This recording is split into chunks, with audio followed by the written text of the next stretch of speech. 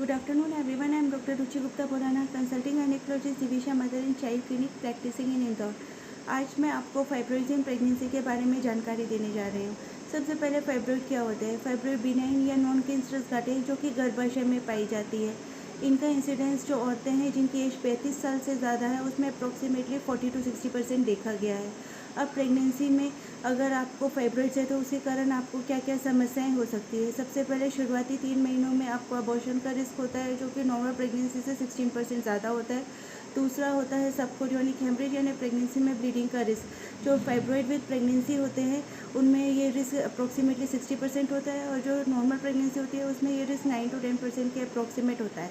जैसे जैसे प्रेगनेंसी बढ़ती जाती है तो आपको क्या क्या रिस्क हो सकते हैं। सबसे पहला रिस्क प्रीटर्म लेबर का होता है यानी समय के पहले प्रसव हो सकता है आपका। पीपीआरएम यानी कि समय से पहले पानी की झिल्ली का फट जाना, ये 2 रिस्क कॉमन होते हैं। अगर आपको फाइब्रॉइड है और आप लेबर में चले गए तो उसमें आपको क्या क्या समस्याएं हो सकती है। सबसे पहले जो लेबर है उसमें डिस्टोशिया हो सकता है। डिस्टोशिया यानी कि लेबर अच्छे से प्रोग्रेस ना करे, डिफ़िकल्ट डिलीवरी हो।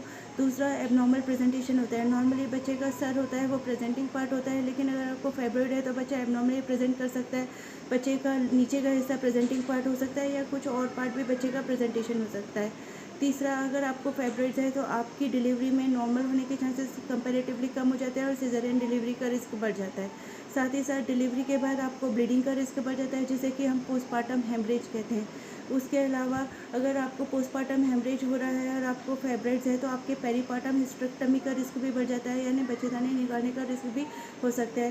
साथ ही साथ जो अवरनाल चिपकने का रिस्क होता है जिसे हम रिटेन प्लेसेंटा कहते हैं वो भी फाइब्रॉइड वाली प्रेगनेंसी में कंपैरेटिवली ज़्यादा रहता है। अब बच्चों में फाइब्रॉइड अगर है प्रेगनेंसी में तो क्या रिस्क रहता है। बच्चों में अबनॉर्मेलिटी तो नहीं पाई गई है, लेकिन बच्चे समय से पहले होते हैं तो उन्हें प्रीटर्म लेबर हो सकता है। बच्चे कमज़ोर पैदा हो सकते हैं, तो बच्चा अगर समय से पहले कमज़ोर पैदा हुआ है तो उसे नर्सरी में रखना पड़ सकता है। उसे पीलिया की शिकायत हो सकती है, सांस लेने में दिक्कतें हो सकती है और इलेक्ट्रोलाइट इम्बैलेंस वगैरह हो सकते हैं।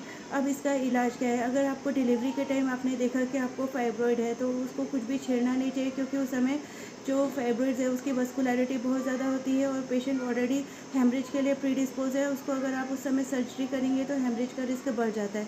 जनरली फाइब्रॉइड का अगर आप सर्जरी करते हैं तो आपके डिलीवरी के 3 महीने के बाद 3 से 6 महीने के बाद अप्रॉक्सीमेटली आपको प्लान करना चाहिए और आपकी सर्जरी इलेक्टिवली प्लान करेंगे तो कंपैरेटिवली बेटर रहेगा। Uterine artery embolisation. धन्यवाद।